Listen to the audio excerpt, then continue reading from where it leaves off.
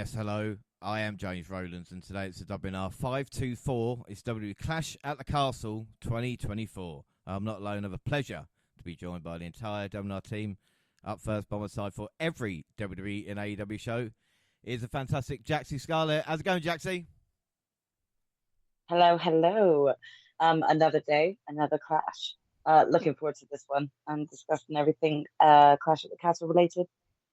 Yeah, I'll have to ask you, though, because again, the Clash at the Castle event, I think, is quite personal to us because it was like the first event we kind of went to together.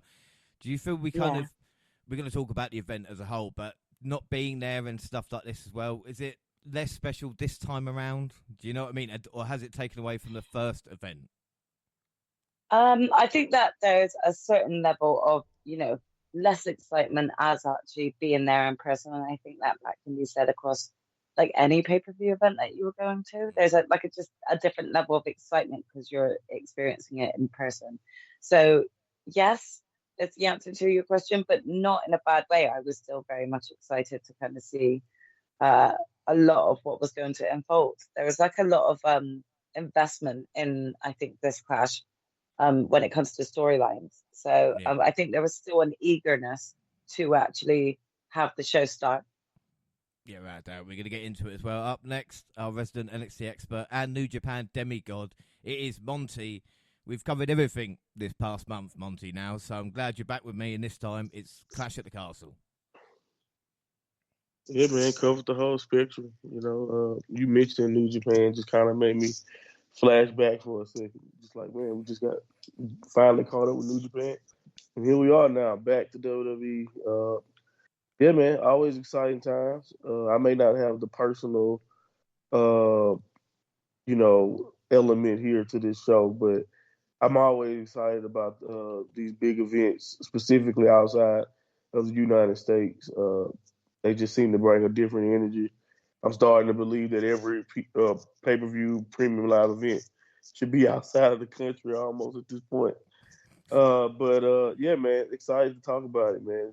It's a pretty good pretty good shows leading up to it and the actual show itself. So yeah, I'm excited. Yeah, right out. And last, but by no means least, when I wake up, well, I know I'm gonna be the man who wakes up next to you. When I go out, yeah, I know I'm gonna be the man who goes along with you. If I get drunk, well, I know I'm gonna be the man who gets drunk next to you. And if I hither, yeah, I know I'm gonna be the man who's hithering to you. But I would walk 500 miles and I would walk 500 more just to be the man who walked 1,000 miles to fall down at your door. La la da, la la da, la la la la la la la la la la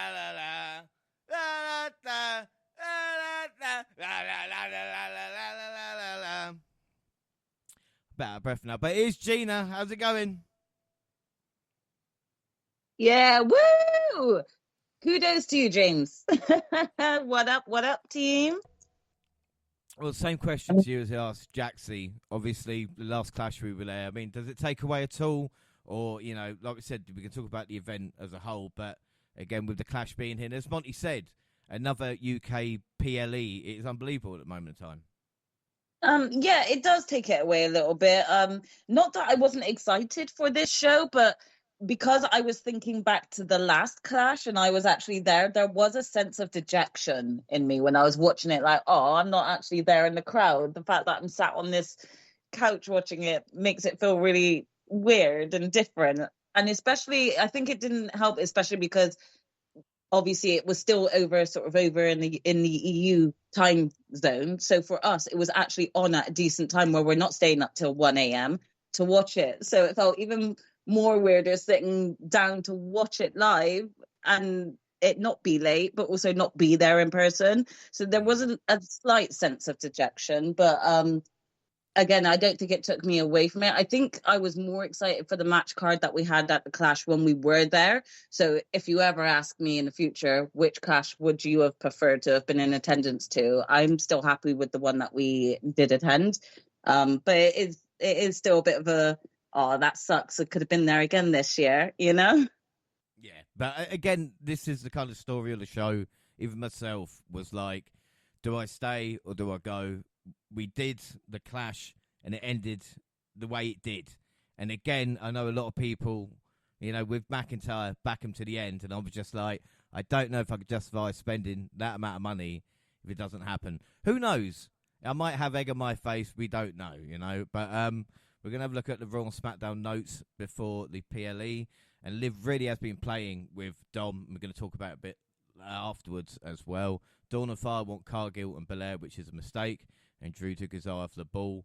Tangaloa was officially accepting their bloodline. And Tam was named Sikoa's right-hand man. Soda hit a spear as well. LA Knight beat Mello. And AJ Cody is now I Quit. Jackson, we saw, of course, AJ Styles do his Mark Henry impersonation. But an I Quit match, even for me, I still think that's quite a special match because we don't see it as often, maybe.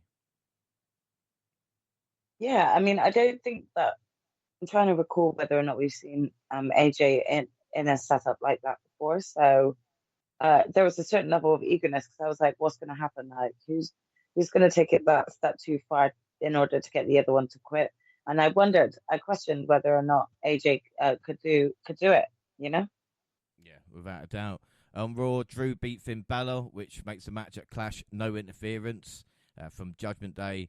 And Ricochet was written off TV thanks to Bron Breakker, who had a great match versus Ilya Dragunov. But, I mean, Gina, it's a shame with Ricochet. Looks like he is leaving.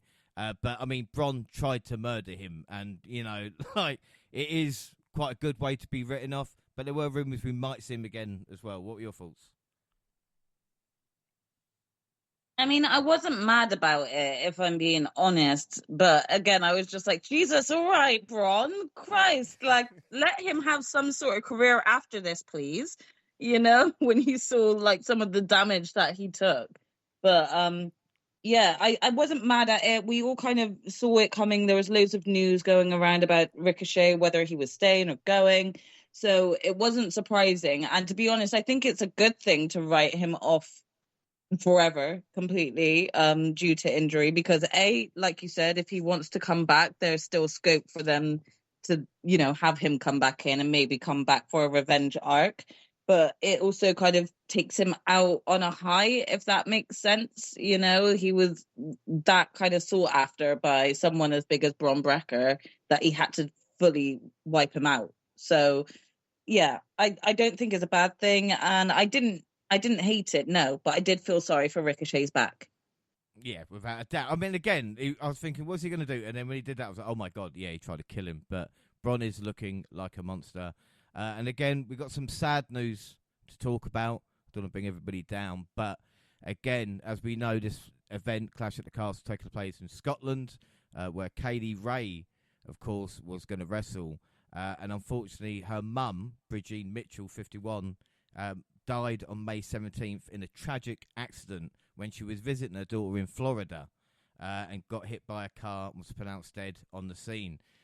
Now, Monty, this is obviously heartbreaking in many ways for someone like Kaylee Ray, and especially when you consider the Clash PLE was just a week away. This is just awful all round. And again, we can only extend condolences to the families,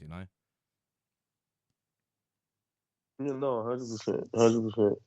It's just heartbreaking, as someone who lost their birth mother way when I was younger. It doesn't really matter when it happens. It's something that's gonna stick to you forever, and whenever it happens, you never really move on. So for that to happen, like you said, right in front of one of the biggest shows, personally and professionally for her, it's just, I can only imagine the emotions and just how you move on and how you do your job going on from there. So yeah, man, it's very heartbreaking, and like you said, can do nothing but send my best wishes and condolences, and it definitely makes you want to root for her going forward in general, just not just professionally in wrestling, but in life, because it's just one of those things that's just heartbreaking when you get the details of it. Yeah, and again, like we said, we all love professional wrestling, but there are some things more important, especially like I said with family and stuff like this with loved ones. It's a horrible time, but Move on to Clash, then we're going to start with kickoff. And I tell you what, Scotland has never looked so good. I don't think WWE's production team is excellent with the way they go about here. I should say, though, the only issue with having Clash at the Castle in Glasgow is that there are no castles in Glasgow. But again, maybe that doesn't matter. I don't know. Michael Cole was hosting to loads of fans. I know it's free, but it was at 4 o'clock. But again, you know, we are in Glasgow, so who knows? Trips was out next with the crowd singing this song. AJ was talking about TNA, which, again, Monty, you can tell times have changed when he can come out and talk about that and say he's undefeated in I Quit matches. Cody crowd surf. Piper was emotional. Bailey was sung to. And again, we saw Drew McIntyre as well, who got a hero's welcome, Jaxie. I know what you're going to say. And Priest came out as well. He was there. But, Jax, I'm going to ask you a question. What was it? What was I going to say? No, I just know you're going to have a go at Drew. No, what are you accusing me now? I just know what you're going to be like, oh, Drew. Yes, there was a few CM Punk chants, but whatever it is. But this was brought up in the kickoff and elsewhere. Is Damien Priest playing second fiddle to Drew McIntyre leading to this PLE? If you're asking me that kind of whilst they're there in Glasgow, yes.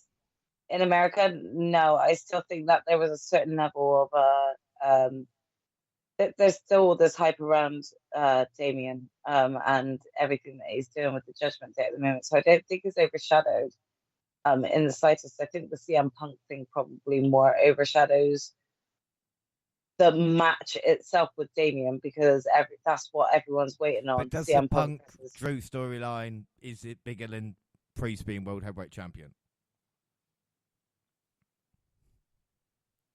I don't get what you mean by that question, really. Yeah, I mean, I think I agree in that sense. Like, I think people are more excited to see Drew and Punk duke it out than they care about Damien being the one who's currently champ.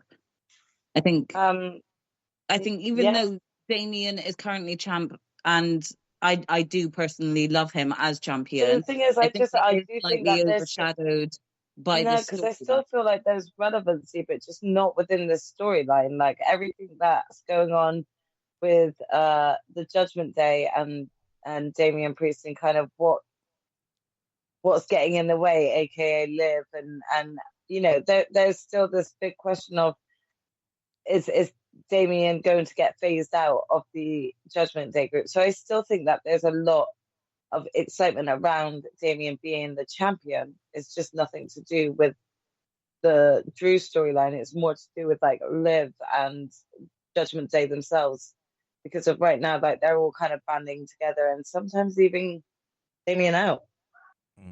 Well, anyway, the kickoff was great. SmackDown June 14th. The crowd was lit. Not sold out, but jam-packed. So I guess that's the official line if it's not sold out. Naomi beat Chelsea Green. AJ Styles was on fire, as he said. You quit WWE, you quit New Japan, you quit Ring of Honor. Man helped start up a company, and he quit that too. Really, really good. Grace Waller effect with DIY. And Waller wants to talk about accents. Fuck off, mate. The main event was Solo beating Owens as a bloodline, put a beat down on him. Randy Orton returned. But Monty, as you mentioned earlier about PLEs, having the SmackDown before it in the country makes it one of the best SmackDowns of the year, it seems, just through crowd reaction. Yeah, it's just about energy. You know, it's just, you know, I know a lot of people who are from other countries comment on it a lot about how they don't get it as often.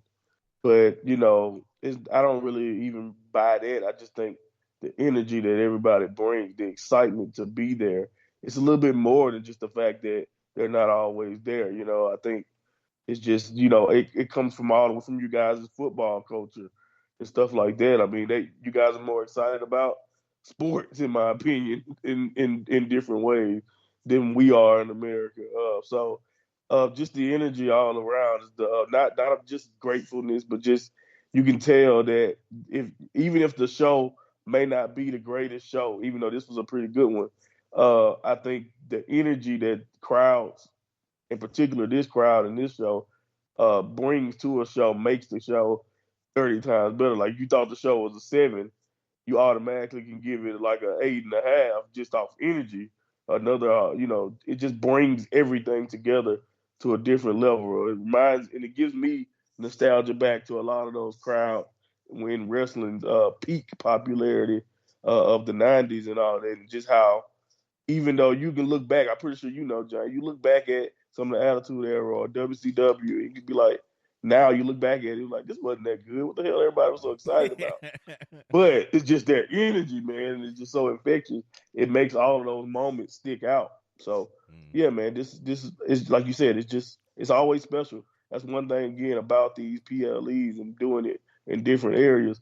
No other wrestling company, especially now that we have so much variety in wrestling, that's something that WWE right now can hang their hat on, is that they're worldwide and no one brings the worldwide fans together like that the way WWE does. And it's the way they're showing it off as well. Like I said, with the hour kickoff before SmackDown, the actual SmackDown, Yeah. and then June 15th, the 2-hour countdown with Michael Cole again hosting with Big E and Owens joining him. Jackie Redmond and Kathy Kelly are the roving reporters. Jackie did have a sit-down with Drew and then joined for the second hour on the panel. Gable was interviewed with no Tozawa there. Pretty Deadly are playing darts. Yes, boy. Against Luke Littler, who's only 16. Google it and you'll be like, 16, really? Regal loved it. And again, it's great to see winning Regal. Probably the only reason, Pretty Deadly were playing darts is because Regal wanted it. Bailey interviewed. It's her birthday. Chelsea Green joined the panel. Fans were chanting for Joe Hendry. Just say his name and he will appear. There were more Punk chants than I thought there would be. And that was a little bit of a surprise. We got a great Regal video. Kathy got the Scottish wrestlers confused, which makes her a racist. Pete Rosenberg picked Priest, who's a fucking mark. There was a shitload of video packages, very little panel. Kathy thinks everyone in Scotland speaks Gaelic. Bloody Americans, Of course, what? I don't know. Anyway, forget about the kickoff. We're not educated about you guys at all, I promise you. It's just, it happens every time. I'm not going to lie. We're in Glasgow, where they speak Gaelic and Tassacaber every day. And I'm just like, all right. They don't. They drink whiskey and beat their wives, all right?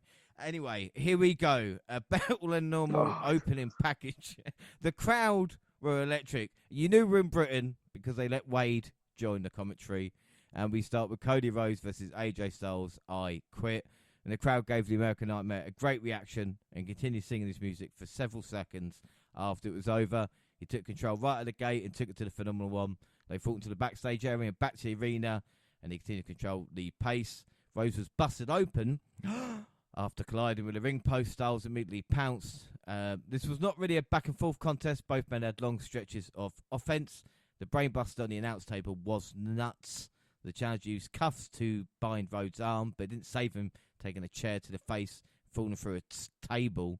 Styles finally gave up to avoid being hit with the steel steps, but Rhodes hit him anyway. It's what his mum wanted. Jaxie, the one thing with the Triple H era, he starts the PLE off hot, and starting off with this match was just brilliant. Yeah, this was exciting on so many levels and just really enjoyable, actually. I really did constantly worry that Mama Rhodes might be getting a bit more involved through, forceful means from AJ. I'm glad that did not happen, but I loved seeing that bloodlust in her eyes. She was shouting for her son, do it! Like, honestly, I'm all here for Mama Rhodes. So it was such a great... She slapped AJ 3 times as well, didn't she? So she liked did. it. She was loving it. She was absolutely loving it. She was. Don't blame her. But yeah, it was a really great match. I really enjoyed it. And it was a great way to start the show, I reckon. Yeah, without a doubt. There was a couple of things, though, that I noticed. Apparently, the ref told AJ that the ropes were loose, even. The ropes were loose. WWE left in a placeholder graphic as well, instead of using one for Rhodes during his intro. And I say Cody's logo with Scottish flag was awesome. But, Gina, what do you think of this? Because Cody, man, is he over. Like, I know this was like McIntyre's kind of hometown PLE, but Cody is just like approaching Austin level kind of pops. Yeah, for sure. I mean, I'm not gonna lie, I just think Scotland were super just lit as a crowd anyway. They were so loud all throughout, but Cody is well over. I don't know what he did to just make the world want to bend the knee to him. Like, I really don't. And I'm not saying that I don't like him and he doesn't deserve it, by the way, with me saying this. I'm just like, I don't know what he's done to actually Yeah, make I like him, but it's like, how is exactly he like that he's got liked? my vote. He's got my vote, and I don't know why. I couldn't tell you. He's just that lovable, you know. And I think it's just because he's so good at what he does. He brings you in on the journey with him. So all the trials and tribulations he takes, you literally feel like it's yours as well. You know, so I do genuinely believe like that is probably one of the many reasons why Scotland was just as lit for Cody. But for me, the match itself was great as well. I honest to God don't remember if I've seen many matches of Cody versus AJ. I Um, think this was only the second one ever. Yeah, like I think it's quite rare. So it's nice. It's a breath of fresh air. You know, you're not seeing this every Monday or on the weekend, these two having a fight and then it leading to a pay-per-view fucking fight. And it's like we've seen this for 6 weeks in a row, back to back. So it's not anything different. It really did feel like a breath of fresh air watching this match. And again, even though everyone knows Cody is well over, you couldn't help but just go back and forth with them during this match rather than it just feel like a one-sided match. Well, that's what I say. It shows how good Cody is as a face with a crowd like this. As in, you know, Scotland could be a bit boisterous and whatever. 100% behind him. Like, again, it's going to... And I can't wait for the kind of... If Cody keeps teasing like the Homelander turn down the road. But, I mean, come on, let's milk this horse whilst we can. And I think what helped as well, Monty, was AJ bumping around like he was 20 years younger. You know? And again, we haven't seen blood in a while because only top guys are allowed it, you know? Yeah, definitely. I totally agree with you there. Yeah, Wade had to mention football. It also, you know, go on. right. It also go back to the stipulation too. You know, like you mentioned, like it was an I quit match. You don't see that often. And then you add the blood, you add the intensity. It fits what the story they were trying to tell. Because Cody reasonably should be pissed off for kind of being make Bates look like a fool for AJ to get this shot again.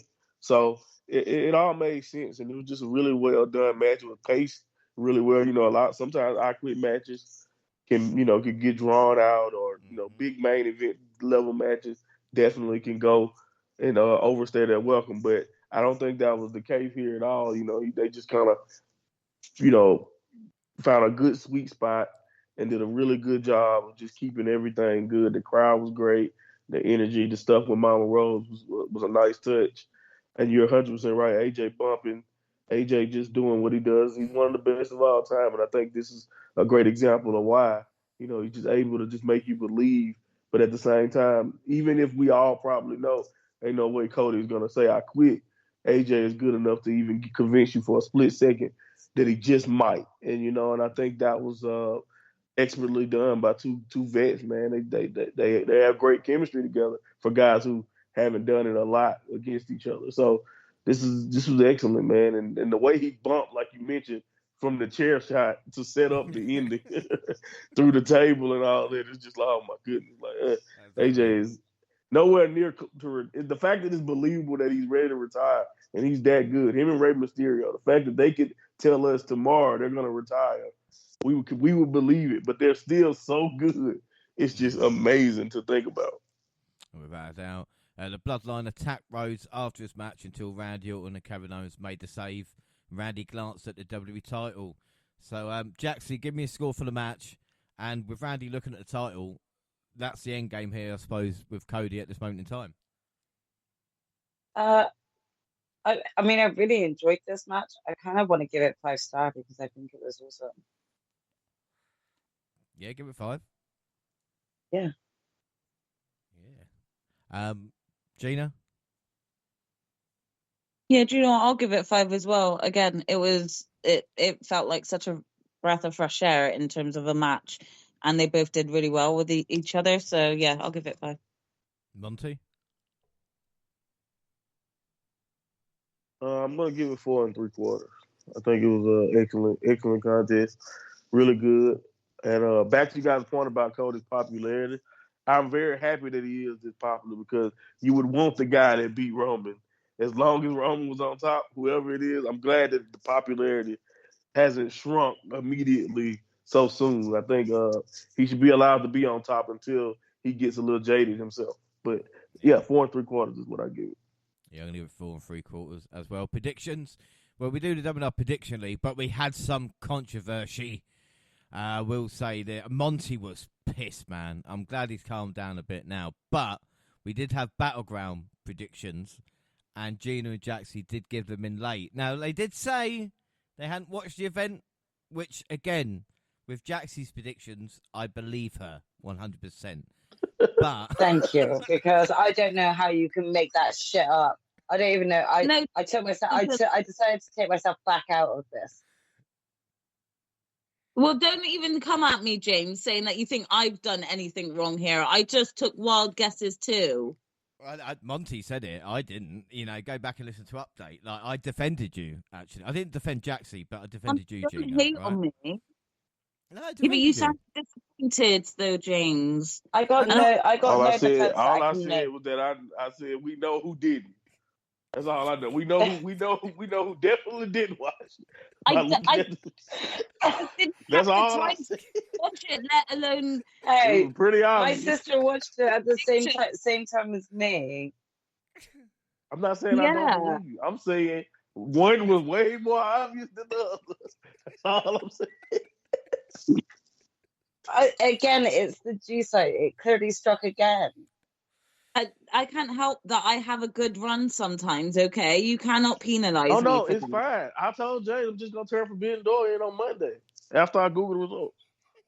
Oh, my gosh. Right, anyway, I can't believe how mad Monty is about this.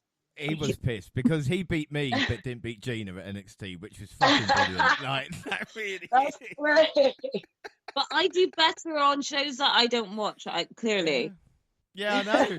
We're the experts. That's the problem. Like I said, that's what we need to look at. So it means, anyway, bonus league, Monty on 18, Gina on 14 now. I'm on 13, Jaxie on 8. AEW, James and Jaxie on 2, Gina on 1, Monty 0. We open the Forbidden Door next week as well. WWE, Monty, James on 3, Gina on 2, Jaxie on 1. As we start off, we all went Cody, so all on 1. Blair and Cargill versus Fire and Dawn versus Baszler and Stark for the WWE Women's Tag Titles next. We saw the match start with Blair, Baszler and Dawn in a ring. Each team had one legal person at a time, so every team was on an even playing field. This bout had lots of energy, double team spots and simultaneous moves. All 6 women had their moments, but Cargill and Blair were the obvious stars. The 4 challengers ended up forming an alliance to combat the dominant champions, but any union of this nature is going to be short-lived. Cargill tried to springboard into the ring, ended up slipping. AEW fans were waiting for this. But in a shocking finish, Dawn ended up pinning Baszler to win the match for herself and Fire. The Scottish crowd exploded for the new champions. Now, Gina, what a moment. We spoke about kind of Kaylee Ray's week, but it's more than that as well. The journey of these 2 women that started in Glasgow, come back home and finally win gold.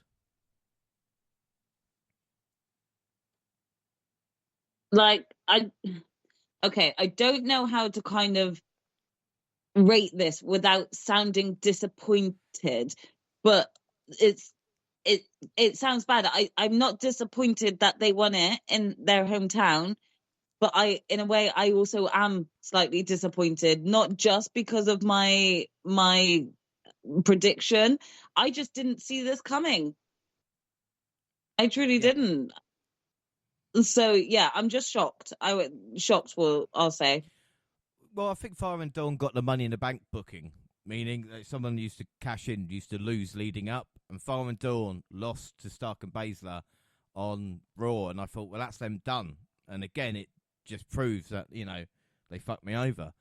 But again, I felt I should have known better with my predictions in this match. But again, when it comes to the actual match itself, I'll admit I was pleasantly surprised at how into it I really was. I didn't think I wasn't going to be into it, but I also thought it was going to be quite a easy.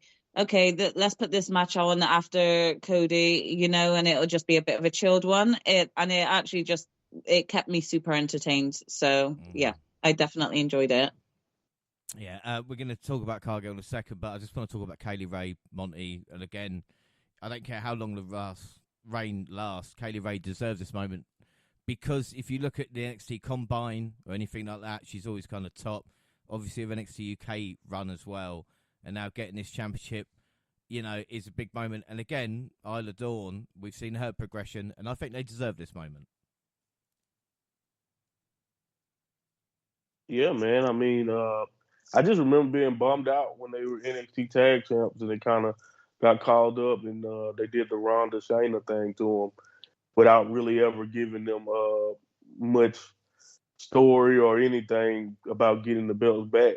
We always kind of knew that they had potential as a team. Like you said, Kaylee Ray is one of the best in the world. Had us over 600-day reign as a singles champion, so we kind of know what she can bring to the or Alba Fire, Kaylee Ray has. We know what she can bring to the table as a champion. And Isla, who was great, we thought she was great in NXT UK.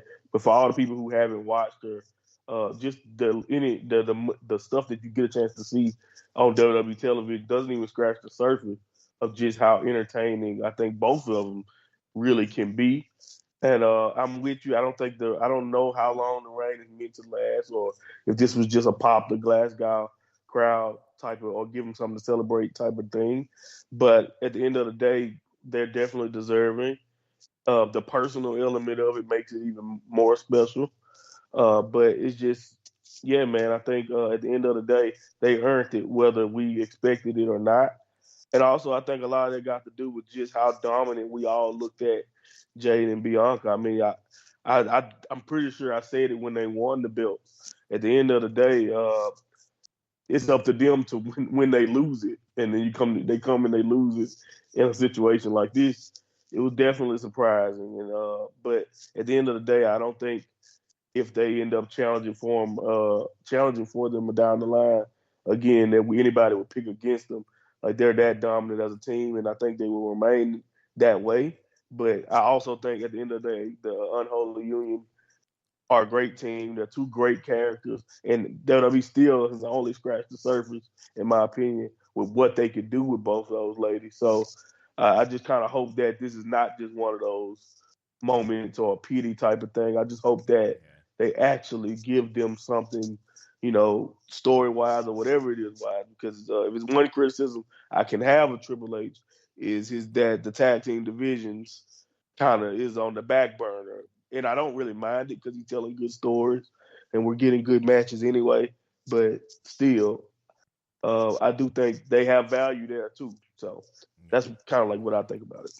It worked out. It was great to see him get their flowers. It was this point Scotland should have realised this would have been as good as it got all night. But yeah, that's kind of what I was thinking. I sent you the message if you remember right after I told you right after that. Like, I'm worried now. Jaxie, I mean, Baszler's been through it the past 2 weeks. I'm not going to lie. I mean, this was what I was waiting to say. Like, did it have to be Baszler that picked up the pin again? Like, loses out on NXT Underground and then straight away, is taking that pin. It's just what did Baszler do to piss people off? Seriously, honestly. When you look at what she was like, where she potentially was going to be going in terms of her run from Elimination Chamber, I'm shocked that there's not more I'm shocked she took the pin. I really am.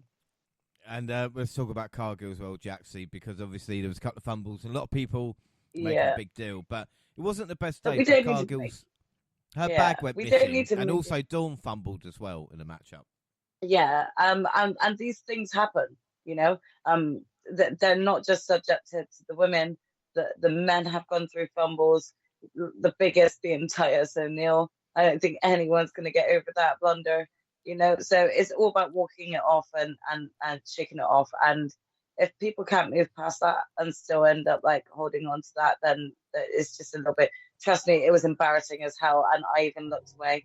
But you know, you move on from it. So hopefully, people just don't continuously like leave her on that. You know. Yeah. But we should say Belair had spiky ponytail, fell apart. No one mentioned that, did it? Yeah. All over the ring. Yeah, that's true. And again, speaking of Bianca Belair, the only superstar to have a match at every PLE this year, which I think was quite an impressive record. Might come to an end at Money in the Bank. Who knows? Gina, then, what would you score this out of 5? Do you know what? I was really surprised by this, so I am going to give it 4.5. 4.5. Monty? Yeah, I'll give it 3 3/4. The match itself was really good. But and back to the Jade mistake, I mean, she slipped. Like at the end of the day, she slipped. I just found it funny on how many people were talking about it. And I was like, so when she hits it like she did before that, you hear nothing. But like the one time she slips, now she's worse. What was she in developmental for so long for? It's just the hate didn't add up to what actually happened, in my opinion. Like, you know, and then Braun Breaker slips the next night, I think. Yeah. And then nothing. So what is really your problem? Is the problem that she slipped, or is Jade the problem? But yeah, that's it. But yeah, I give it 3 3/4. Jaxie? Yeah, I'll give this a 4. This match, it was good. So Yeah, I give it 4 as well. Predictions: we went Belair, Cargill. It's all still on 1. Intercontinental title next: Sami Zayn versus Chad Gable. They started with simple but competitive lockup that ended in a clean break.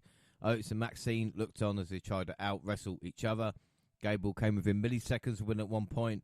When he got in Maxine's face, Otis stepped between them and ended up getting taken down by Zayn. Moments later, Gable accidentally knocked Maxine down, and that put Otis into a state of rage. Instead of attacking anyone, Otis carried Maxine away in his arms while Zayn hit a louver kick for the win.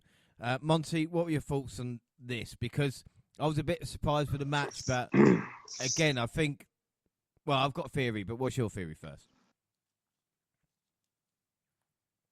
Yeah, man, I thought this was pretty cool. I think the drama kind of stopped whatever they were building, but at this point, we've seen Chad and Sammy kill it. So I understand trying to tell a story here instead of just kind of, just letting them wrestle. And plus, at the end of the day, especially with this result, you kind of want them to do the angle for Chad because, he's lost, 5, 6 of these at this point. So, like, yeah, it's pretty tough from that perspective, even though I definitely can see potential 100% for his future. I think he could be top heel in the company this time next year, at least one of them, because of just what the groundwork he's laying down right now. But we'll see how it goes. But this match again was another excellent match between these two.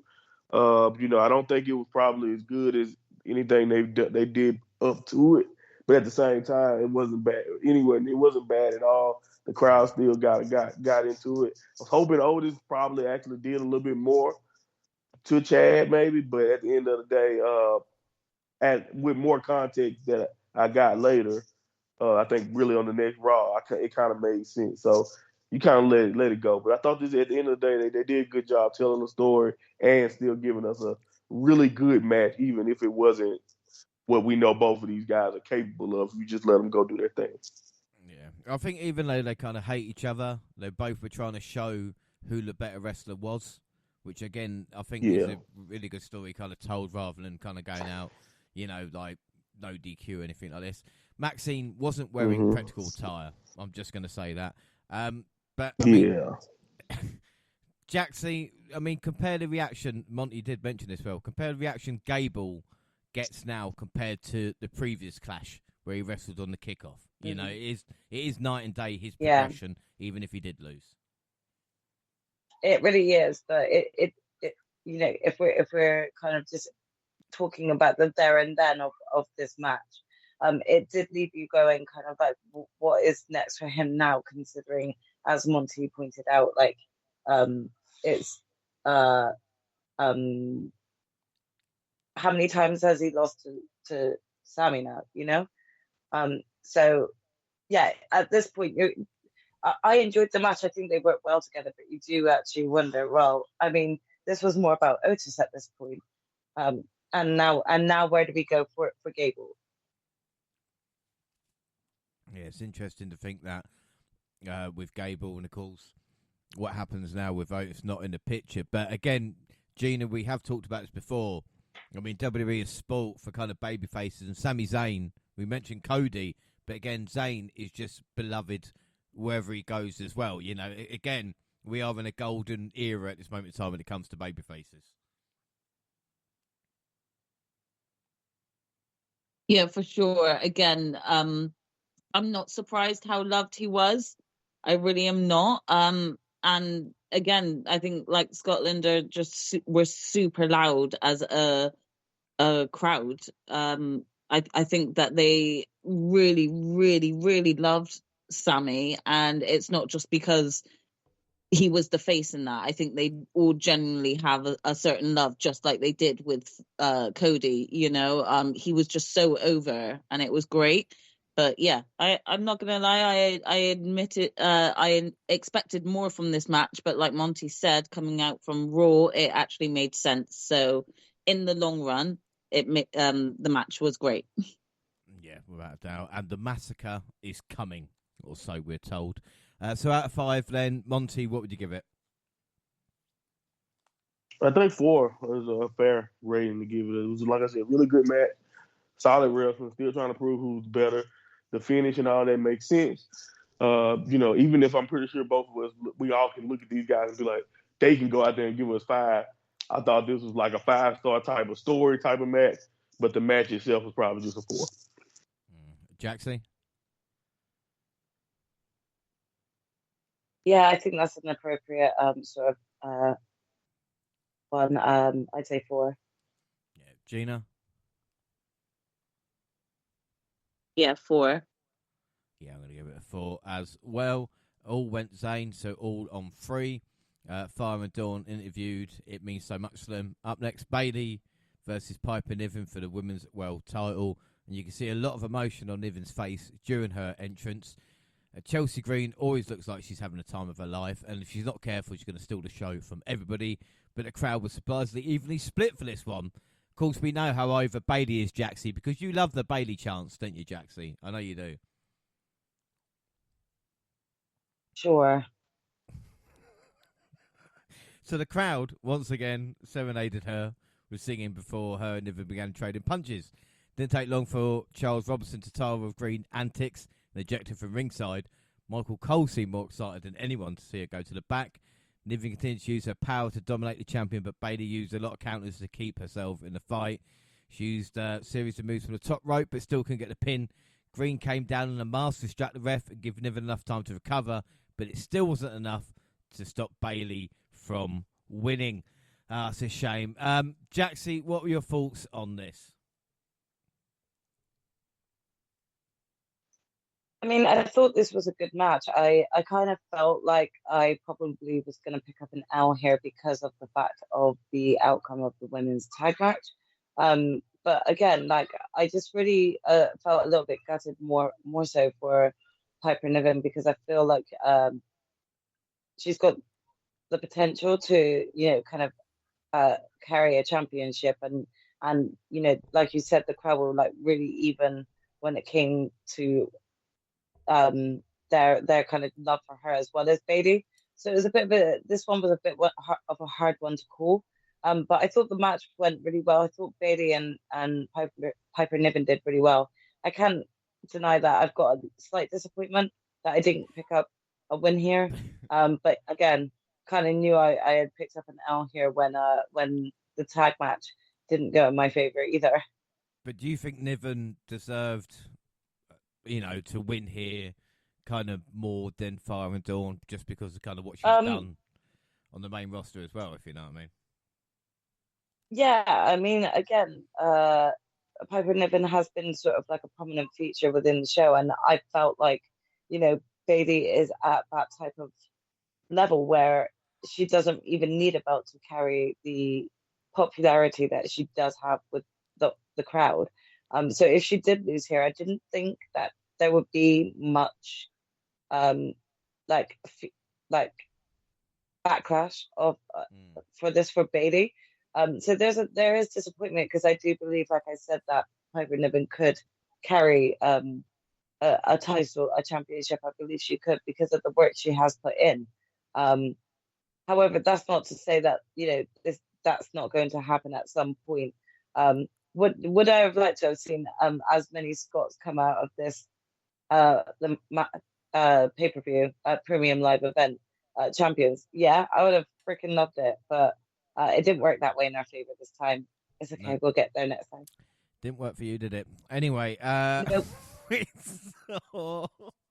Niven's shown her worth, but again, Gina. Yeah. I mean, I've been a fan of Chelsea Green for ages, but she's kind of stealing the show a little bit, But again, this was still a fun match. Yeah, for sure. I mean, again, to be honest, I was actually looking forward to seeing Chelsea Green coming out with Piper because I was intrigued to see what she was going to do, which tells you just as much of how entertaining she can be, even if she's not the main center of the match. You know that she's still got a big presence there because you're already looking for her and you're just excited to see what she's going to do next. Without doubt, she maximises the minutes. And Bailey is a babyface. I mean, do you think it's working, Gina? Or again, is it the international crowd kind of helping her out, or is she just kind of waiting around for SummerSlam? Do you know what? This is a difficult one because I really liked Bailey as a heel. I'm not gonna lie, and she was one of those characters who I thought to myself, and I think I said it to Jax and maybe you guys off pod, that I truly believe that she should never be a face. And I said that. So part of me is not that I don't like her as a face, but I prefer her as a heel. So I don't know if I have a biased way of thinking with that in terms of, I'm not going to get along. I don't like Bailey because she's a face. It's not that I don't like her, but I do prefer her as a heel. And maybe others have that same interest. Yeah, it's interesting. Like Monty, again, we spoke about Bailey, but Niven, we kind of know how good she is, and to finally have this moment is really, really good. But do you think the crowd was maybe the quietest that had been all night during this matchup, or was that just me? No, they were. And I mean, I've seen people who were there just mention how it wasn't really the match as much as it was kind of being torn on who to root for. Like that's how popular Bailey is. Like it wasn't a situation where they knew that they were going to root for the home team. They really were split, so it kind of led to some awkward silences. But and also they were getting ready for the main event. They were priming themselves for what they were going to do with Drew. They knew it was coming up, so I think that's part of it too. The build, as good as I think the promos leading up to this were, Bailey, for some reason, this is why I feel like, as much as I can understand where you're coming from about Bailey being a heel and how much better she was, I also just feel like she could do so much more with less time as a heel. But like Bailey, since turning face, has not been devoted to near as much as she was, or it don't feel the same. Like when she was in Damage Control and they were taking down multiple divisions, even if she got the same TV time she gets now, she was allowed to emote more, talk more. And WWE has done what they've done plenty of times with baby faces, and I'm just hoping that they give Bailey something to latch on to before it's too late and the fans get tired of it, is because it's like, why do you like Bailey other than the fact that you thought she deserved it over after what Damage Control did to her? Now that Damage Control is out of the picture, what do you associate Bailey with? Yeah. It's just, other than being like Trinity or Naomi's friend. You're bang on, because again, it's what motivates you. Got nothing else to latch on to. What the character is, at least with a Hugger Bailey. Do you know what I mean? Like that was right. We knew what we were getting, and again, in Damage Control, when she's happy go lucky, like you get it. But like exactly with this, without Damage Control there, what do you read? That's why I'm theorizing for Bailey. I think what's going to be necessary if they're going to continue with her on top. If it's not Nia, you're going to have to go with turning Bianca. He is somebody who may be justified in hating Bailey, but like have Bianca do what Bailey did to her, but take it too far, basically. Yeah. And maybe you can at least garner some sympathy for Bailey because at this point, Bailey has the name, she has the stature, she has everything over a lot of other women in the division. And as much as I love associating Piper with Bailey and giving Piper a rub because of that, you're gonna have to do it in narrative forms. I think why people were so hot for the EO Bailey match is because the narrative also dragged them in, other than the fact that we knew they both can perform. And I think Bailey, unfortunately, with the bloodline and just all the stories that they're trying to tell on SmackDown, sometimes so far it seems as when Bailey is champion, she has not gotten enough narrative-wise, in my opinion. Yeah, no, but she's got hardly any in-ring segments. Like I said, we see Bailey even afterwards as well. It's normally backstage skits and stuff like that, which is just not good enough. Right. Anyway, scores out of 5. Jaxie, what would you give it? I'll give this one a 3 3/4. 3 3/4. Gina? Yeah, I'll give it a 4. I'll give it a 4 because it was entertaining. Monty? Yeah, 3.5. It was really good. 3.5. I went 4. Predictions, we all went Bailey, apart from Jaxie. So Jaxie on 3, the rest on 4. The world's strongest man, Tom Stolton, was there. He's a Rangers fan. That's fine. Graves didn't know he was doing a post-show anyway, but that was funny. It's now main event time. Come on. Damien Priest versus Drew McIntyre for the World Championship. And again, the story is, not only would Drew win, but would I have egg on my face? Because obviously I decided not to go to see McIntyre win in his home country, near enough his hometown. But McIntyre was played to the ring with Scottish Orchestra performing Scotland the Brave. They also said it was available on iTunes, which I found hilarious. They displayed a decibel meter to show the crowd cheering at around 100 decibels. Priest had his usual entrance for the main event, which did make McIntyre feel like a bigger star. Drew flew like Superman and smashed like the Hulk. Priest suffered a nasty bump when his leg got caught in the ropes, and McIntyre appeared to have the match in hand. Drew Claymore Priest through the barrier. The champion did sell his leg, and the referee was taken out, so there was no one to make a count after a Claymore. And then we see referee run down, teasing to count to 3. We realise it's CM Punk, who then decides to kick McIntyre below the belt. This allows Priest to recover and get the pin once the ref woke up. Gina, what a cunt CM Punk is. Ruining it for Drew McIntyre in his moment. What were your thoughts on this? Oh my God. I am pissed. And it's not even because I'm screwed for Drew. I'm just like, I wasn't even going to go with Drew. And I just went with him because I copped out. And the thing is, Jax actually touched on this. I swear she said at some point in her prediction that it would be Punk that screws Drew out of the win tonight. And I for some reason, I really just didn't think that was going to happen. So I am so annoyed and really upset and devastated about this. But I also, in a way, wanted to laugh because Drew just cannot catch a fucking break, can he? He's just really unlucky. And especially when it comes to Clash, like, shit. Yeah, but, That's all bullshit aside, Gina, and again, Yeah. I'll ask everybody this question if you want. Everyone moaned when Cody couldn't finish his story. But Drew has done the job twice in the UK. He is a true company man. Forget about other people, And that's why they choose to screw him. It really is. It's just so unfortunate for him. But it's just, he needs to not try at the Clash. Like next year at the Clash, he needs to turn down whoever is coming at him for a battle. He should be like, no. You can all go fuck yourselves. That's what he needs to say.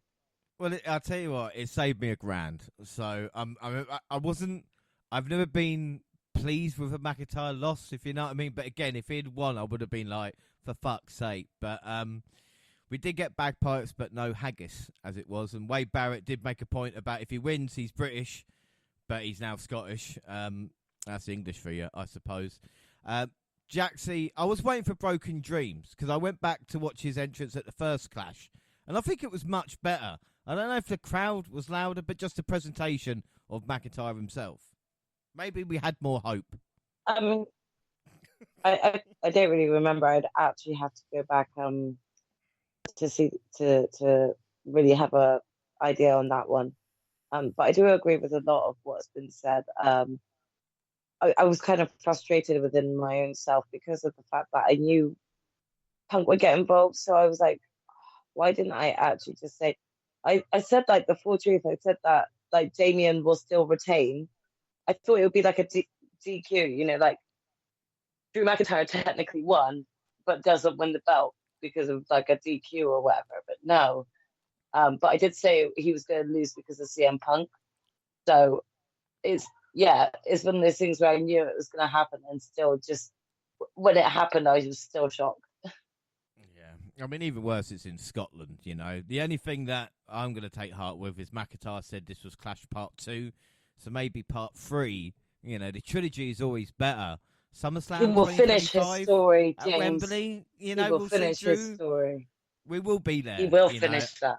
We will fucking do it. Yeah. But Monty, again, this is funny because we know how much I love Drew. But again, this is just booking for you know the CM Punk feud coming up, which Drew will lose.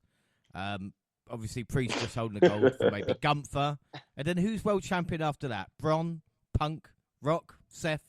It's not Drew.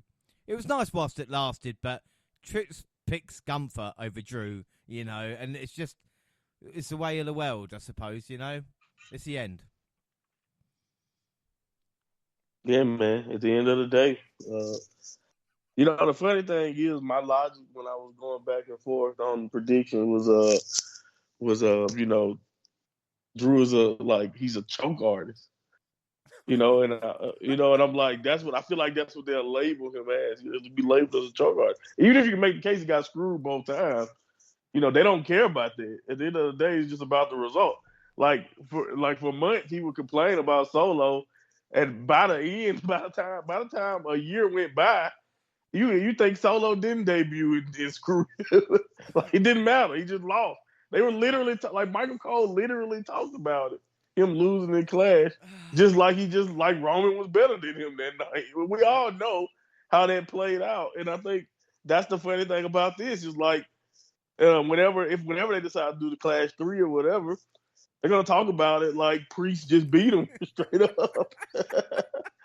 You know, and I'm 100% on. I 100% agree. Like I think we all had a feeling that Punk was gonna do something. You just didn't. I didn't know exactly how, but I think what happened after I just kept mulling over it, I just kept I didn't feel like, and I think it goes back to what we were talking about earlier about Priest.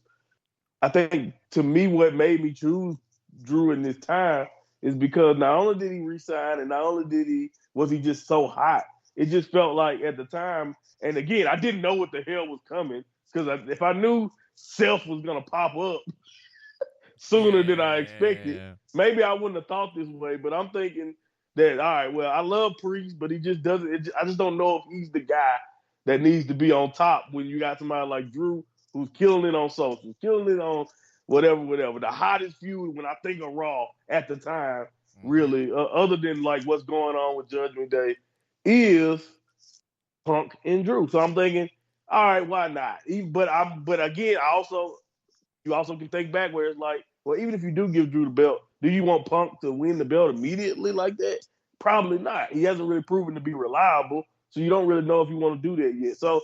Again, you just keep going back and forth, And I just went with my last thought. I told you that when I predicted. I was like, screw it. The last thing I said was Drew, so I'm gonna stick with it. They won't do him like that again. And of course, they did him like that again. But my immediate reaction though too was if I'm Drew, Adam Pearce, whoever's running this, we gotta fight because who let him get a referee shirt? apparently it was Jessica Carr's fault. That's who was to blame. And I'm like, what? In the end, Did like, you see the clip? And I'm like, yeah. Jessica, are you even watching the match? Why would you let him of all people go out there? Like, what the hell is I'm going surprised on? they're the same size, but again, it was another thing, Priest thanking him after pinning him just showed kind of, this meant a lot to Drew, and he had to kind of like bite down on the gum shield, so to speak, two true heavyweights. But Gina, I will mention this because we did talk about earlier as well with Cargill. Priest and he breaks his leg and everybody's just like, oh, poor Damien. It's like that still was a botch, like. No, it is very true. You've got a right for feeling that way. And to be fair, I think we're all starting to get there. But I think that's one thing that just keeps making like Drew's win more anticipated. The fact that they won't give it to us. Yeah, I mean, we are going to be there watching it when it happens. I hope so. Wade Barrett was pissed. More on that in a minute. Scores out of 5. So Gina, what would you score out of 5? Yeah, it was. Wade being anti-Scottish all night. As soon as Drew got screwed, was just like, fuck you lot. And again, appreciated it. Gina, what would you score out of 5? Yeah, for the pure shock, I'm gonna give it a 4.25. 4.5 actually. 4.5. I'll give it because I did not see that coming. Jaxie? I'll give it 4.75. It was a good match. The shock value was there. And I'm just looking forward even more to when it gets to Drew v Punk now. Yeah. Monty? Yeah, 4.25. It was a good match. I think the ending only kind of made it better. It gave it even more of a narrative twist to it too, and the energy of the crowd, man. That's one thing at the end of the day. And I really wonder, and I doubt it because you guys are really loyal. But it's like I wonder, do the fans not cheer as much the next time Drew is there? Because they've been really behind him both times. But it's why I felt that like, the second time was just like it's less than the first, and again, after a while. He finally won the world title. It only took him 20 attempts. Exactly. It's like we watched this man lose for years. Like, why would we care this time and pay $1,000? Exactly. But so that's why I'm pretty pleased. I'm gonna give it 4.5 anyway. Predictions. Jaxie went Drew wins via DQ, thanks to Punk. Gina, Monty went Drew. And I, the biggest Drew McIntyre fan ever.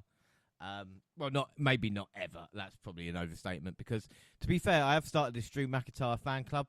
I don't know if I want to tell you guys about it, but there was a couple of cool people kind of involved. I just want to give a shout out to like Amita McIntyre, Lloyd Simpson, the McIntyre fan, and of course Cherry Broken Dreams as well. We kind of created this group together of Appreciate McIntyre.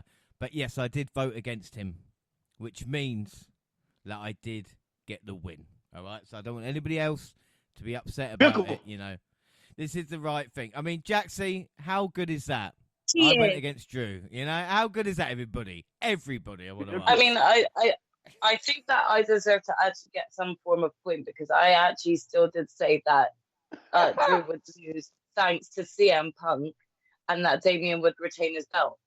So I feel like I should still get at least half a point. Yeah, but even if you get half I should get half a point because I told you right before if this is we do it, I told you I was thinking about it was part of my prediction. It was part of my prediction. It's actually written down in my projections.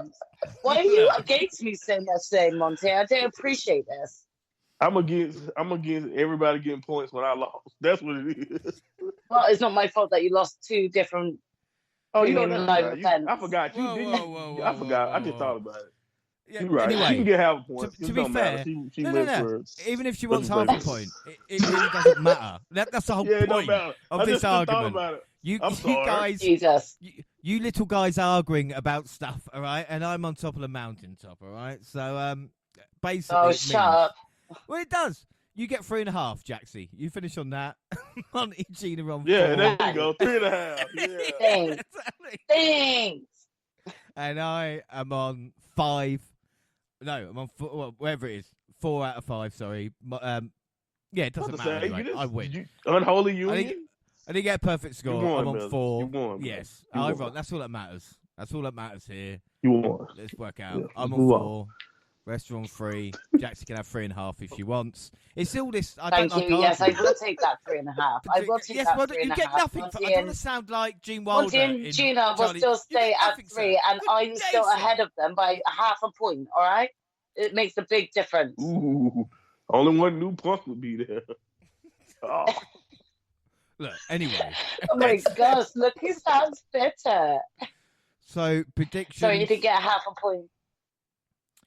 Anyway, predictions. It does mean that I go on to 4 points for W pay-per-views. Monty's on 3, Gina on 2, Jaxie on 1. So there we go. Oh, We got there in the end. I'm glad Jaxie's happy about it. So anyway, we talk about overall show. Gina, I'll start with you. Who was your MVP? Well, hang on. Let's work out match of the night. You've got 2. No, AJ Cody's your match of the night. So yeah, MVP and rating out of 10, please, Gina. Yeah, I'm just gonna give it to Cody. I thought he was so put over throughout the whole show, and it was a great match. And like you said, it was my match of the night, so he may as well have that. And overall rating is that out of 10? Yeah. Yeah. Or a half if you're Jaxie. You know, it doesn't. You know what? I'll give it an 8.5. 8.5. Okay, lovely. Yes. Jaxie, your match of the night again was the opener, so MVP and score out of 10, please. I think it's just going to be Cody as well. I'll give this a 7 3/4. 7 3/4. Monty, I am loving these 5-card PLEs. You know, like we talk about with Takeover, just flies by. Even if the crowd does need a rest during one, we still get all the goods here. Your match of the night was again the opener, so MVP and rating, please. My MVP is CM Punk, man. I idolize to be that type of hater. Fly that far, do all of that just to watch a match in person. The biggest pettiest bit. Yeah, ever. man. That's my petty, bro. I love it. I don't. You got to be really dedicated. Then he sightseed after it and just was being petty on social media. So believe it or not, CM Punk for his one moment of great hate. Yeah, I love it. And what's your rating out of 10? I give it an 8.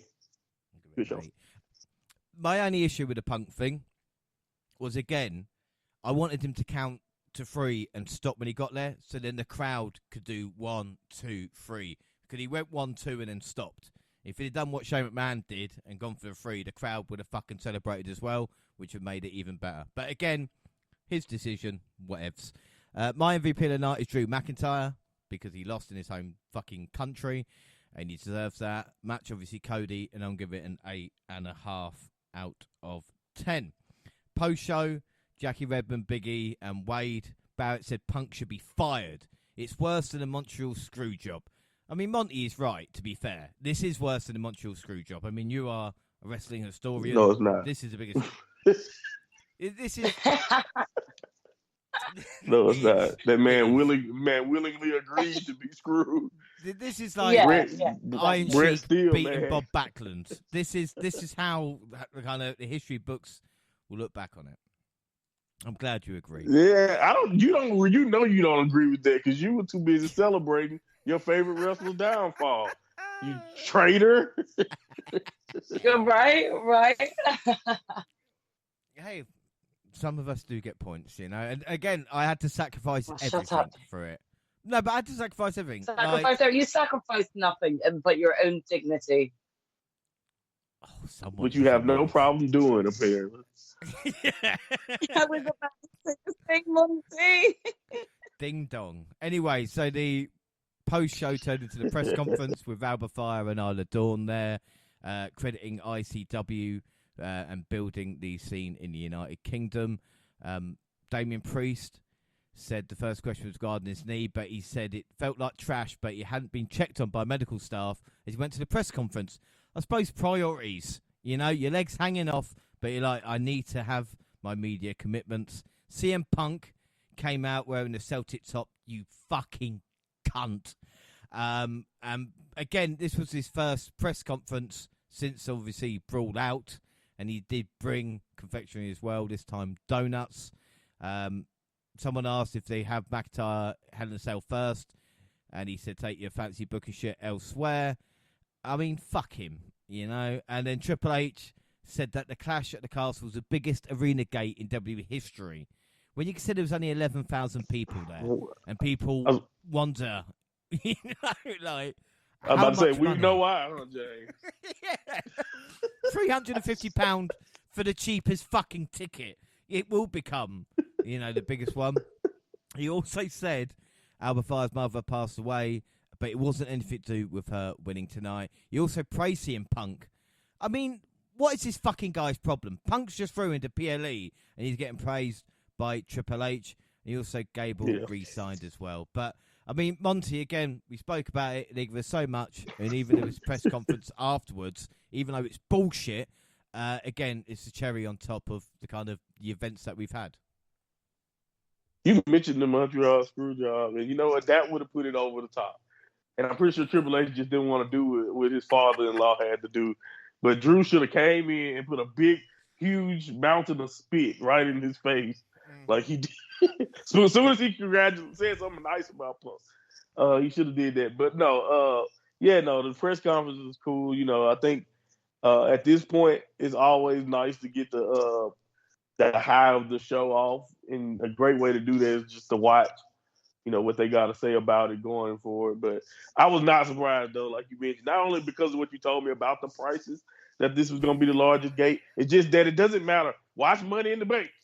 That's going to be the largest Canadian, I think you're in Canada, right? It's going to be the largest gate in Canada. So it's just going to keep going. It's always the largest, always the biggest, most money watched. in the bank. Yeah.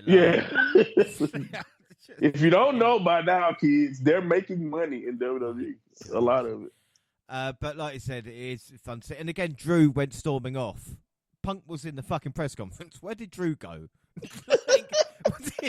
I'm not saying he's a fucking idiot. How does the special guest referee get an interview? Who knows? And again, that normally would be it. But we had such a big couple of episodes of Raw and SmackDown. I think it would be amiss not to talk about it. So we'll talk about Raw. And again, Monty did touch it earlier. But Jaxie, I'll ask you. The return of Seth frickin' Rollins to Monday Night Raw. My God, he's a bigger star than ever. And he will face Damien Priest for the world title after Damien Priest gave it to him. Not the other way round. So again, we mentioned earlier about Priest's world title reign. But Seth being back is only a good thing, Jaxie. Yeah, I mean, definitely. I am not yet caught up with this week's wrestling, but very excited to hear Seth back. He's always going to get a pop, though. He's another one of those people that just can really win a crowd over instantaneously. So I have no doubt that he'll actually hold his own and have a good run with or a good match. Sorry, with Damien. Yeah, it's interesting times. Like we said, Money in the Bank just a couple of weeks away as well. But it's always great to see Seth come back, especially after WrestleMania he had. Maybe a surprise he came back sooner. 72 days, bro. I know, it's unbelievable, isn't it? Days. It really is unbelievable. Up next, we saw Drew McIntyre and Gina. Again, a man can only take so much. Drew McIntyre quit. And at this point, I'm going, yeah, fair enough. I mean, what else can you do? You're not going to win at this point, are you? Right. Do you know what? I kind of didn't blame him. Like, the funny thing is, he was coming out and he looked so defeated. And I kind of was like, I'll just quit, bruv, as he was coming down. So the fact that he actually said that, I was like, it's the G site. The G site knew Drew was going to quit. But I don't blame him. I'd feel so dejected if I was him. I'd be like, I literally have given this company my all. And this is how I'm being done. I'm over it. I'm quit. He spoke to Triple H, he spoke to Adam Pearce, and everybody's like, what's your problem? He goes, are you fucking kidding me? And did you not see? Is it me? And after a while, yeah, you just have to quit.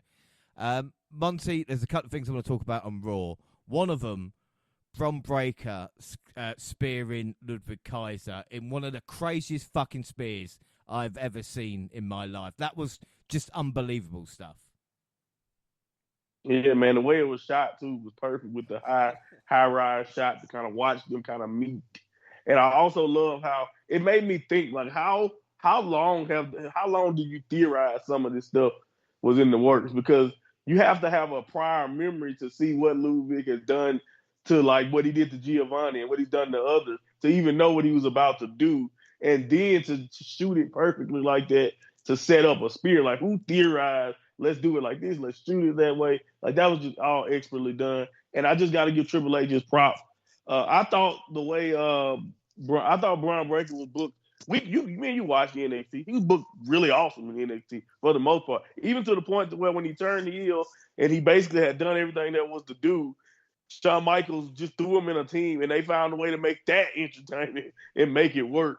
And I think that's what Braun truly found himself. And for them to, we seen guys come from NXT, either don't get any momentum, don't get anything going. And for how fast, in my opinion, Triple H has really gotten him over. You see it week after week. He's on television in a match with someone, even if they're not as credible or more credible than him. He's moved up from squash matches quickly. And just, where his interest is now with the whole Intercontinental title and the crowd's reaction. You get everywhere they go weekly, you're hearing more people barking, just like they did for his father. So it's excellent in my opinion so far, his presentation. And Braun, that moment was great, but I think he's had basically a moment per week almost. Yeah. For since King of the Ring, I think he's had a moment per week that's gotten him over. Stuff with Bron at the moment. Excellent booking. And I moaned when they split up the Wolf Dogs. What do I know? And then Raw ended with the shocking debut of the Wyatt Six, as we saw security wrestlers, crew members show line astray backstage. There was blood painting the wall, and a country management member, Chad Gable, had one on the side of his head as well, of course. We see Nikki Cross, or Sister Abigail, introduce a lantern, Eric Rowan in a monster bunny mask, followed by Dexter Lumis, Joe Gacy, and then Uncle Howdy. The moment, Monty, with Uncle Howdy, goosebumps. And even that little hand movement is walking into shot as well. And again, I thought it was going to be Shatter playing, but it was just the ringing of the intro as type it was. Of deal. Yeah. And they all formed on the stage as Howdy said, "We're here," and blew out the lantern. I mean, this was just perfection, Man, it was so expertly done, just like you said, from the moment you hear the intro and you hear all they cut the lights off, and just the presentation of it all was just perfect. It even made me think, like, earlier when Drew quit, the only reason why they would ever show Triple H, like, yes, it added weight to the fact that Drew was quitting, but they showed you that, okay, this is how Gorilla usually looks. For anybody who are not hip to the backstage of WWE, this is how Gorilla looks usually. So then we're going to show you this again tonight, later on at the end, and you'll see the carnage that the Y6 is responsible for, and I thought this was just expertly done. And then you see all of the deep dives and how long some of this could have been in the works. If you look back to how Nikki has been presented and how she's probably been possessed for a long time at this point, and Dexter fitting in perfectly, in my opinion. Of course, bringing in Eric Rowan or Redbeard or whatever he's going to go by is also, we all know his history with the original Wyatt family and giving them some credibility. And it's just the mask he had in passion to his vest that was like an ode to Brody Lee. So it really had you in a mixture of emotions. Like, if you're not used to it, I can see how you could be legitimately horror movie scared, but at the same time, if you knew what it was all about and you've been along this ride with the Wyatt family or with Bray and all of that as the journey has went on, it kind of made me emotional. I'm a big fan of Bo Dallas even before he was ever doing anything with his brother on television. I'm a fan of the Bo Leave gimmick. So I always supported and wanted him to do more. And Bray always saw something in his brother that maybe management didn't always see. And to know if you watch the doc that they put out, that Bo really wanted to do this for Bray. Him and Bray had a lot of plans that got cut short. So you add on the personal elements, and then you just add on how everything looked and where it could possibly go. I just think it was just wonderfully done. And I think the way it took over the internet, the way everybody watched those 5 minutes, even if you didn't watch Raw, I saw a lot of people who were just excited and talking about wrestling outside of the bubble, because it was just one of those things that if you sat down and watched it, and if you have any idea about Bray Wyatt and who he was and what was his character, you couldn't. I don't know how you could look away from it. Besides all the what is Chad Gable dead, or did they get this guy, or you know what I mean? Yeah. Besides all of that craziness too, it's just incredible in my opinion. But they said that the people that they did, attack backstage will be storylines with it as well. But again, I mean, Jaxie, it's bigger than that, isn't it? When we talk about Wyatt 6, because we don't want to kind of, replace Bray Wyatt. But I think if Howdy, even he can only be, 25% as successful as like Bray was, with the crowd, then I think it will work. But again, I think they could be better booked than Bray has been or was been, if you know what I mean, in the past. There's definitely potential for them to go a lot farther with, sort of this new reinvigorated like Wyatt family potential sort of thing.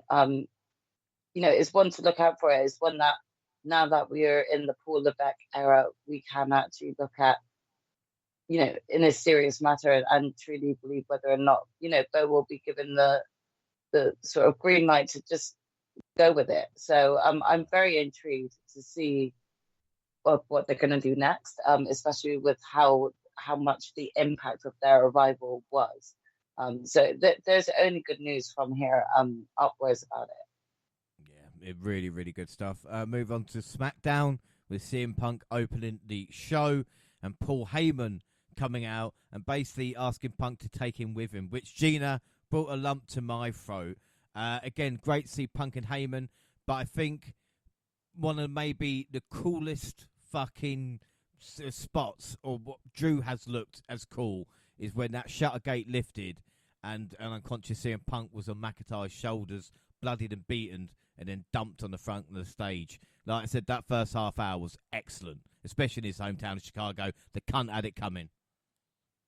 Yeah, no, I will admit that when I heard like the gate, like it did sound like someone just got hit up against the gate when we saw the little backstage thing happening.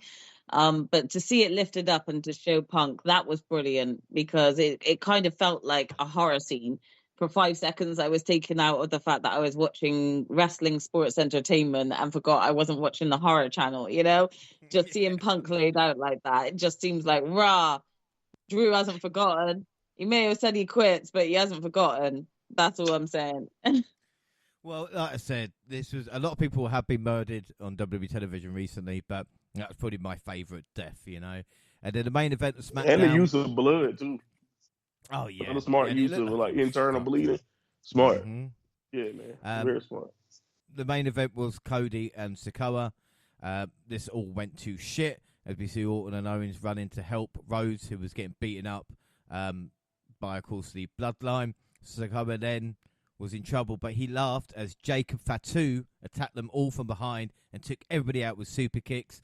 He then watched on as the newest member of the Bloodline, absolutely destroyed everyone, and took Rhodes out with a splash from the top rope through an announce table.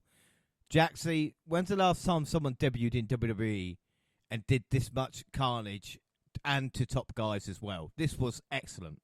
I mean, yeah, that's how you make a statement and an impact, So this right here was just sort of like for the beginning of that that moment where you really truly look at it and think, yeah, okay, the Bloodline are taking back control for sure. And I tell you what, Tanga's selling of shock seeing Jacob Fatu, like going, shit, you know, I know we're crazy, but that motherfucker's crazier. Yeah, you exactly. Know, like, you're like, shit. I mean, The I whole think story. Monty shared like a really good picture with us. That was all about like, you know, Roman solo, Rock's solo, and then solo, and holy shit, Solo went for the craziest motherfucker for his solo. Yeah, it was me, but you don't give me credit, do you? But, you know, no, it's Monty. It's fine. No, Oh, never you. It's yeah, fine. no, Never you. Never me. And then finally, because of course next up is Money in the Bank. So when we do Money in the Bank in a couple of weeks, we'll talk about the Money in the Bank qualifying. But I just want to mention what happened on SmackDown last night. And Jaxie, I know you haven't seen it, and Gina, you might not have either. But I just want to talk about the closing segment with Solo Sikoa basically becoming tribal chief, and with Tangaloa Tamatonga and of course Jacob Fatu asking him to acknowledge him as such, which they all did. And then he asked Paul Heyman if he would acknowledge him, and Heyman said to Solo, "You are not my tribal chief." What happened next? What I mean, Monty, what happened next? Oh shit!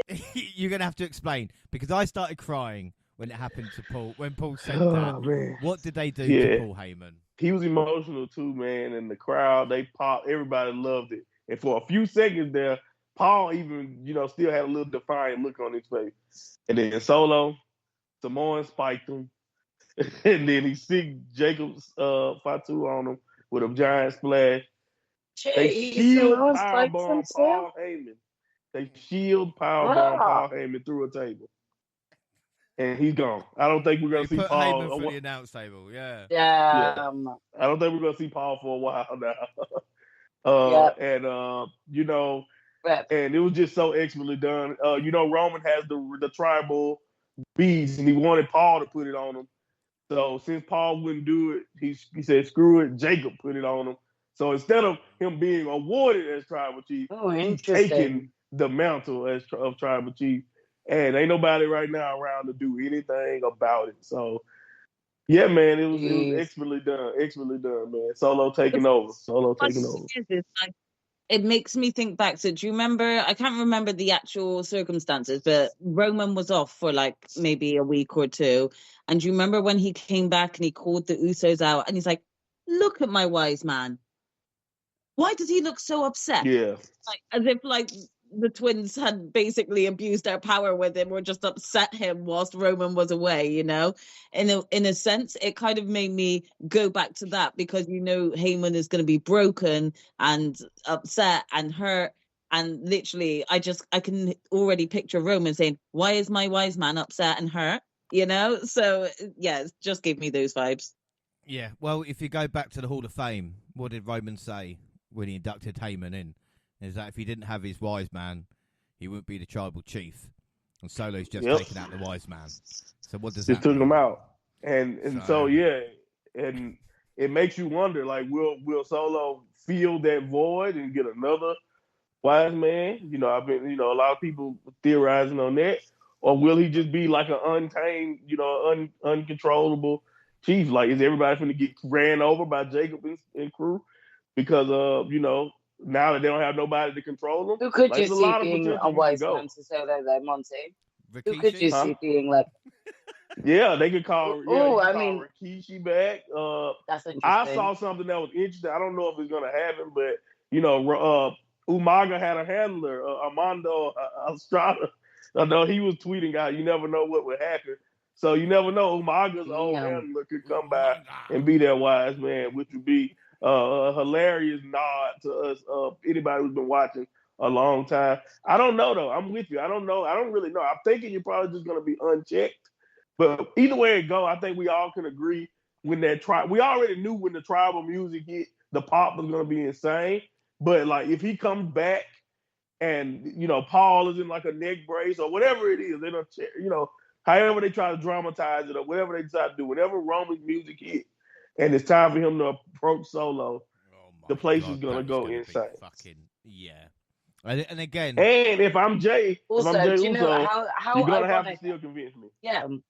that's You what still I'm gotta saying. No, but convince That me do you know what I somehow. was story. about to Yeah. say? How ironic would it be if for Roman to come back and actually sort the relationship between Jimmy You're gonna and have Jey to. Uso after having been the one to have gotten in between them in the first place?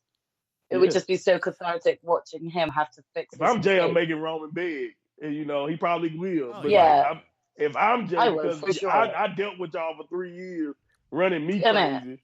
I'm not just gonna run Exactly. back to you because of Paul. Nah, Again, but I'd love to see that. it opens up as well the fact of, if even if the old bloodline, as it was, the OG one, is outnumbered, with Sammy, or even with Solo Yeah. in this group being taken out himself by Hikuleo or anyone else they want to debut, and then Solo Yeah. having to go back to Roman as well and say, we were right, So again, it opens it up. All we have to A wait lot of for is a potential. Roman Reigns return. That is just going to be fucking magic. So, like I said, that is it. Nearly everything. So, again, finally, I just want to say as well, of course, we lost an absolute legend. Liati Sika Anoa'i, one half of the Wild Samoans, tag team and father of Roman Reigns, passed away. Regarded, of course, a legend in the sports entertainment industry. Best known for teaming with his brother, Afa, the iconic team of the Wild Samoans. Of course, fearsome presence and unhinged style made them massive stars in WWE in the 70s and the 80s. And following a remarkable career, he opened a Wild Samoan training facility alongside Afa and trained superstars including Batista. And of course, legacy carried on through his sons Rosie and Roman Reigns as the rest of his legendary family. In 2007, they were bestowed with the highest honour, the Hall of Fame, as one of the greatest tag teams of all time. And, of course, he will be missed. But, Monty, again, we've just mentioned Roman Reigns. And, again, it's been a tough week for him and his family. But, again, they are on top of the wrestling world. And this is down to Sika and Afa dominating wrestling in the 70s and 80s, weirdly enough. Yeah.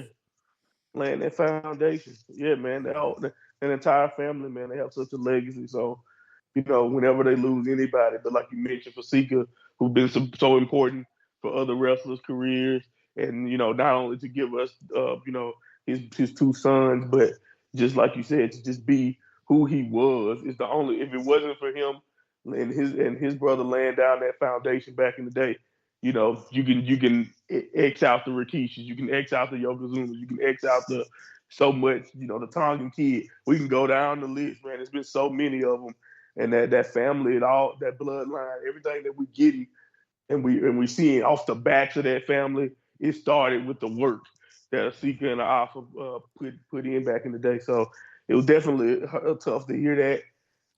But Roman posted that he's been getting a lot of support and a lot of love, and him and his sisters, gonna that they're working, they're gonna get through it. So I just wish them all the best, send them condolences, and but at the end of the day, his father is a legend. That whole entire family is very legendary, and as long as we hold them up and remember that legacy and how much they've done, the memory as time goes on, the memory will only get sweeter. So it's one of those situations, but it was definitely shocking and tough to hear. But when you have moments like happened last night, like literally as we speak, they continue to create great moments that we can all pass down to our friends, children, and all of that.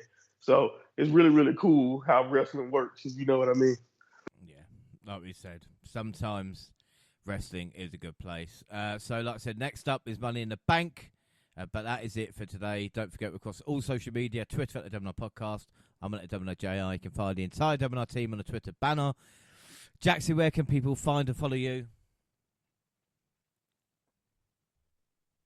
I'm across Instagram, X, and Twitch at Jaxie Scarlett. Come say hi. Gina? You can find me on the same at Purple Pain. And Monty, I know people can listen to you here, but where can they find you as well? Yeah, at Mind Monty Pod. Haven't been doing as much, like you said, outside of here lately. But You just keep up with me there for any live streams, any things I have coming down the pipe. Right, and also on Facebook and Instagram, across all Google platforms. Send us an email at dumbledpodcast@gmail.com.